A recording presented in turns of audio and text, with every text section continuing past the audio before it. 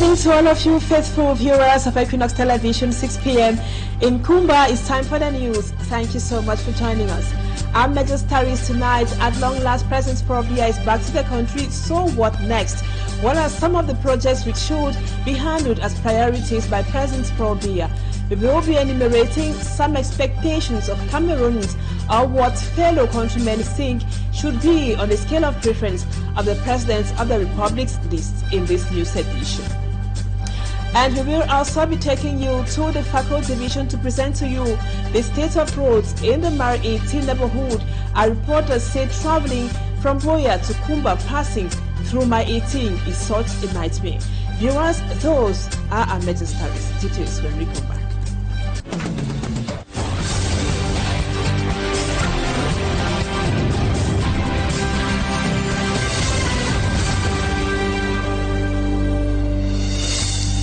Welcome back, viewers. Thank you so much for the confidence. We'll continue talking about insecurity in this edition of the news. Inhabitants of the city of Douala continue to live in fear and uncertainty due to attacks launched by some unidentified armed individuals. This time, it's in the Nkoromitak neighborhood in the Douala 2 municipality. It has been facing serious insecurity. Lucille Yengu Esie was at Nkoromitak. She now tells us more about the situation there.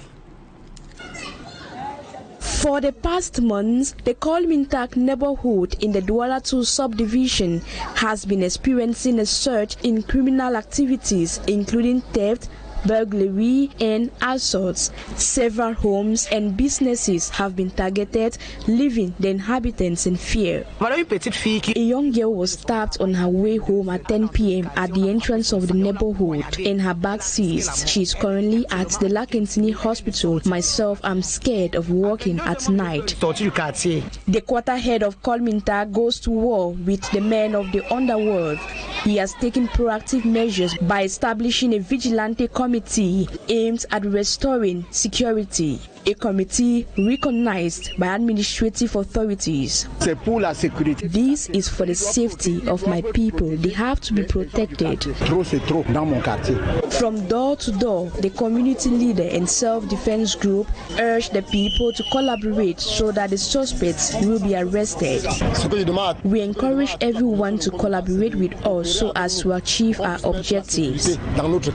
Though the initiative is lauded by the population, they hope that it will go a long way to fight insecurity in the locality, and also the vigilante members will be accompanied with necessary tools to carry out the activities. If they have decided to do this, it is important for them to pay these youths and do a follow-up, because often we have such initiatives which do not last. In Kolmintak, in the Douala 2 subdivision, just like in other localities of the city of Douala, the security situation remains a nightmare and a cause for concern. And now to the southwest region, precisely in the Fako division. Commuters plying the stretch of road from Mar 17 through Mar 18 to Munya say the government has somehow abandoned the road. Even school children find it really difficult having taxis to take them to school in the morning because the road is in a very deplorable state. Suman Jikan Gabriel now presents to us the state of the Mar 18 road. Vehicles queue up waiting for their turn to move. Students are stranded without vehicles to pick them up to school. And some inhabitants move on foot to get taxi elsewhere. I'm trekking from Munya now to my 17, then I can get a taxi to where I'm going to. It's not big deal. It is the suffering that inhabitants of Mile 18 and Munya go through on a daily basis as the stretch of road linking Mile 17, Mile 18 to Munya gets worse each passing day as a result of the deplorable state of the road. One scarcely sees a cab when at Munya. The transporters, they don't want to come to Munya. They are afraid their cars will be destroyed. because they complain mostly that when they come to Munya, their cars, they will take their cars to the mechanic. The cab drivers gives reasons. First of all, look at how the car is dirty. First of all, if you look at most of the parts, they are falling down. Our vehicles are always dirty here. The roads are not good. As a result of the poor state of the road at mile 18, taxi fares have also been increased. It's not been easy. The transport fare has changed dramatically. That's even if you are to pay from mile 17 to Munya 300 francs, now it's 500 francs. The drivers call on the government to take up their duty. They should tire this place. Then too, we should prevent the large vehicles that are passing here. It's really causing a problem. That's a challenge. The hope of everyone passing on this stretch of road from mile 17 through mile 18 to Munya is for it to be cut in the nearest future. Meantime, after several complaints made by lawyers on the need to revise the Ohada law, a capacity training seminar was organized in the city of Douala that was today to drill legal minds on some of the amendments made and how it will go a long way to simplify recovery procedures. Immaculate Fogwe completes the story for us. The judicial and legal system governing the Organization for the Harmonization of Business Law in Africa was created within the context of acute economic crisis and drastic fall of investment level in Africa. Disparity and inaccessibility of rules governing economic operations led to legal insecurity, making it difficult to determine the applicable rule in a given operation, reason why the revision of certain Ohada Uniform Acts is still preoccupying legal practitioners. And we are actually here to identify the spheres of amendments to harmonize the practice in the different jurisdictions aimed at attaining the objective of the legislators of this Uniform Act, which is to bring about some changes in line with modern amendments. Failure to master these texts is not without consequences, since it impacts the business environment at all levels. Yes, in the sense that it is quite a challenge for most magistrates and actors of the judiciary. Honestly, we have so many problems, and such a seminar is very, very welcome, because it is going to help to enlighten a lot of people and bring in our own suggestions about the difficulties faced in the field. In order to help these legal minds stay abreast with the new amendments, a capacity building seminar was organized by the Minister of Justice and Keeper of the Seals. Essential changes have been the introduction of electronic services and notifications. Further changes or amendments have been aimed at complying with parallel community law. One of the landslide amendments is drawing the dichotomy between absolute and relative nullities, which served to slow the process. The seminar equipped participants with a new Uniform Act that will enable them lay down simplified recovery procedures and enforcement measures. And at least 11 bodies have been recovered from the scene where a fuel tanker exploded in the town of Kigogwa in Uganda, 25 kilometers north of Kampala. According to local authorities, the victims were trying to take fuel that was leaking from an overturned truck after an accident. The ensuing fire destroyed 4 buildings, including 9 shops, causing significant material damage as well. Our foreign page news roundup with Cedric Chaputu. Late Tuesday, the bodies of victims of a fuel trunk explosion near Uganda's capital Kampala were retrieved as investigators collected evidence at the scene in Kugwa town. The truck overturned after an accident and later exploded, killing at least 11, including 2 mirrors. The district police commander at Kampala Metropolitan North, provided more details. A single accident involving a fuel tanker which was moving on this Bombo Road. We have not yet ascertained whether the problem was with the vehicle or the driver.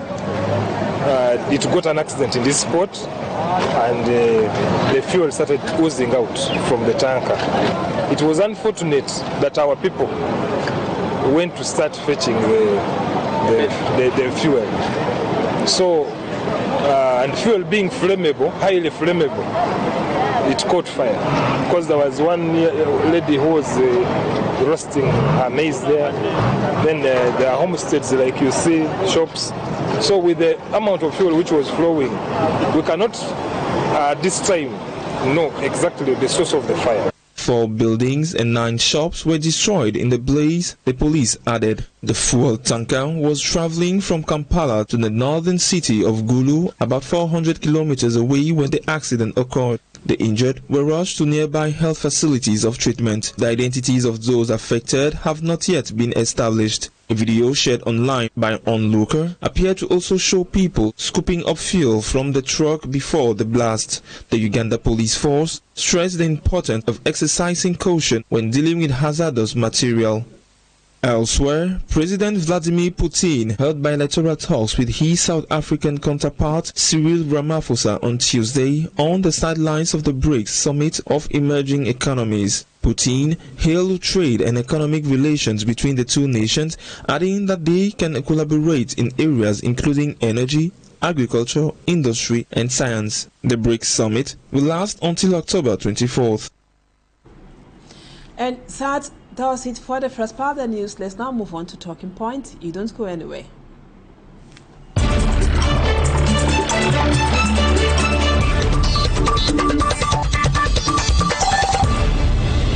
Welcome back, viewers. We are still talking about the return of President Paul Biya and some projects which are somehow on his table upon his return. And our guest tonight is a political analyst. He is Dr. Nick Nguyen.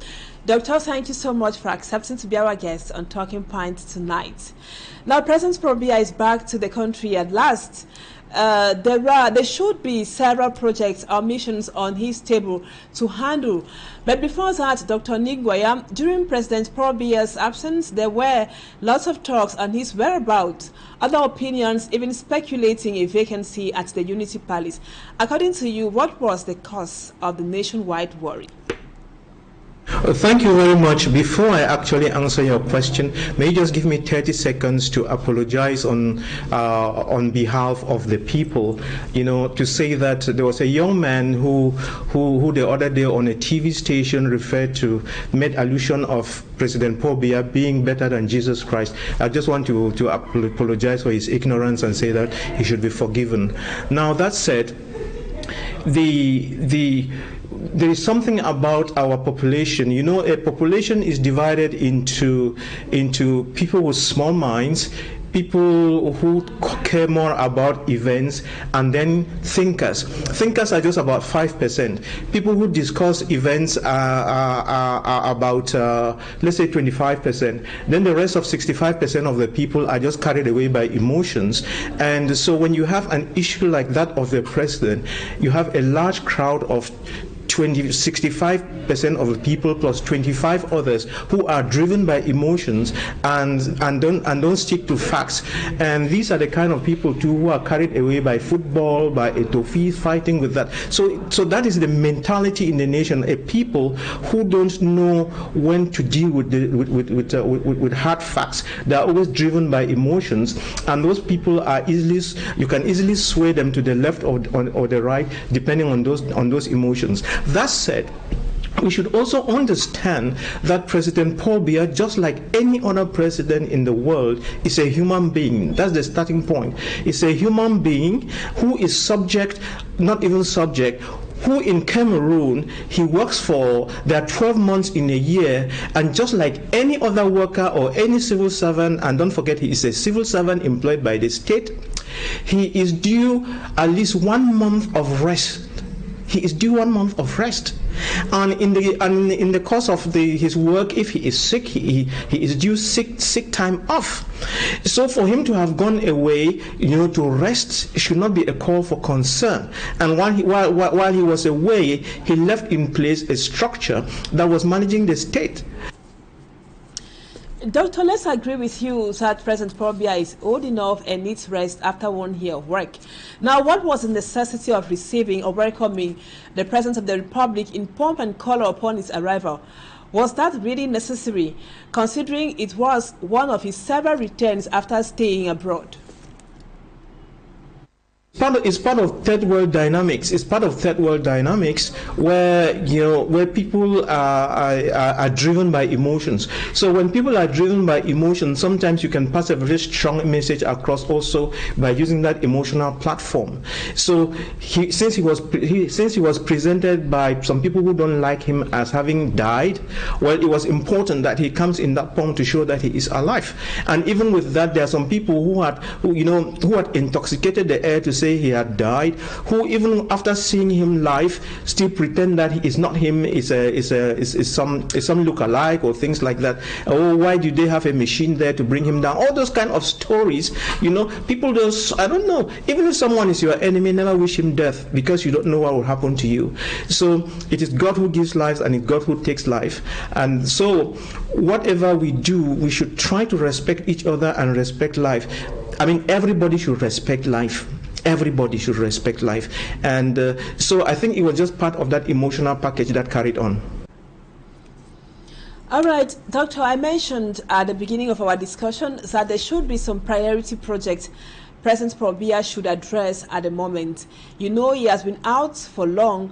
What, according to you, should be the priority on President Paul Biya's scale of preference with regards to taking the country forward? Well, as he went out of the country, a lot of things, some good, some bad. For instance, I understand that the fight between Mr. Etofis and the Minister of Sports, that they sorted out themselves, which is a very good thing. So at least on the side of football, we no longer have any distractions on that side. So we're happy to tell him that the distractions are over and that we should focus on real stuff. And the real stuff now, we're looking forward to, let's put in place a new government that actually works, because we have a lot of problems in the nation and the current government seems not to know how to solve the problems. And I'm sure on social media you saw a very big minister who was saying that for the 60 years he has been in Yaoundé, he has not seen any dirt, he has not seen any potholes. What do you expect from that kind of a minister? If many of these ministers are thinking like that, then you can understand why the country is in shambles, and that kind of a government cannot fix the problems of the nation. And this is the unfortunate thing. President Paul Biya puts in place a government, and that government is supposed to be working to solve the problems of the nation. President Paul Biya, watch my lips, is not interested in all the praise singing and cover-ups and all whatnot. He puts you there either as a minister or a chef de bureau, whatever, as a civil servant, even if you are not working in the public sector, as long as you are a citizen of Cameroon or even a guest in Cameroon, be working for the sake of common good, be working to advance the nation forward. If you are doing your job, you will be supporting the president. But if he gives you all these opportunities and all you do is sit around and clap for him and sing for him and so on, he's not interested in all of that crap. And the sooner you stop it and start working as a show of support for him, the better. I think the country is down because we have a lot of praise singers who don't like to work. And when it comes, and they would say, we were unable to do this job because the president, he tied our hands and so on. But when it comes to stealing from the budget, their hands are not tied. When it comes to stealing from the budget, they don't ask the president, they can easily steal. But when it comes to doing work that concerns common good, they begin to pretend that they couldn't do it because the president stopped them. The president never stopped anybody. When I was coming to the studio, I was meditating on this. The president has a leadership style that we all ought to understand. The president leads from the back. What does that mean? It means that he sits at the back and gives you the opportunity to work and bring him results. But a lot of people want to be pushed to be able to do their work, which is wrong. And you can be doing your work, and as long as you are doing the good thing, you will not have a problem. But even if you are doing your work and you end up in a problem, as long as your intention was good, the president will not punish you. But a lot of people just fail to work and are only looking for something to steal. And then when they don't do their work, they say it's the president who stopped them from doing it. It's a lie. The president president is very liberal, very open, gives people the opportunity to work and help the nation, but they just refuse to do what is right. You're right there, Dr. Nick, but now all the attention seems to be focused on the head of state. I'm trying to put the question another way, and Cameroonians have a lot of expectations at the moment. Do you think this is, or don't you think this is the best moment to address electricity crisis, high cost of living, and other problems Cameroonians face on a daily basis? Yeah, he's going to address those issues, but look at it again. You know, those issues are not addressed by President Paul Biya. Those issues are addressed by the government, but unfortunately, the government is ineffective. So what he would do is to put in place a government that can effectively solve those problems. There are too many problems. The president is not there to micromanage. The president does macro management, and you can blame him for putting in place people who are ineffective. That is understandable, and it's gone on for too long. What we need is a team that works, you see, and as long as we get a team in place that can do the job and can deliver the goods, I'm sure we're going to beat Burkina Faso and Gabon at doing things right.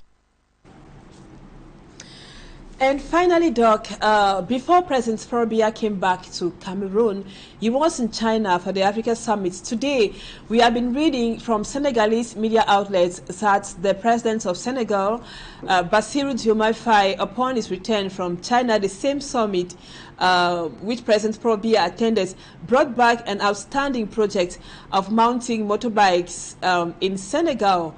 Our Senegalese have been excited and they have been applauding that somehow. Now, besides being a political analyst, Dr. Nick Nguyen, you are also a progressive CBDM militant. Tell us, what has President Paul Biya brought from China for Cameroon after the summit in China? You know, President Paul Biya has in mind, and he has been talking about import substitution. So he's going to China. He focused a lot on that import substitution. And when you talk about import substitution, which is what will lead us to emergence in 2035, you are talking about industry. You are talking about the transfer of technology. You are talking about youth training, you know, to give them the right skills. You are talking about marketing, leadership, management. You're talking about all these things that work together to produce goods, so that we stop importing rice, fish, wheat. We can make our own cars here and so on. So what I'm saying is, in the days ahead, with the new government, you are going to see what import substitution is all about, and that's what he went to bring from China. You seem to be very sure or confident about your words. Thank you so much, Dr. Nick Nguyen, for accepting to be our guest on Talking Points tonight. Just to let our viewers know that you are a political analyst and also a progressive CPDM militant. Thank you again, sir, and hope to have you some other time. Viewers, thank you always for being with us. Don't go away. Our programs on Equinoxe continue. Equinoxe comes up at 7 p.m. and the news in the French language comes up at 8 p.m.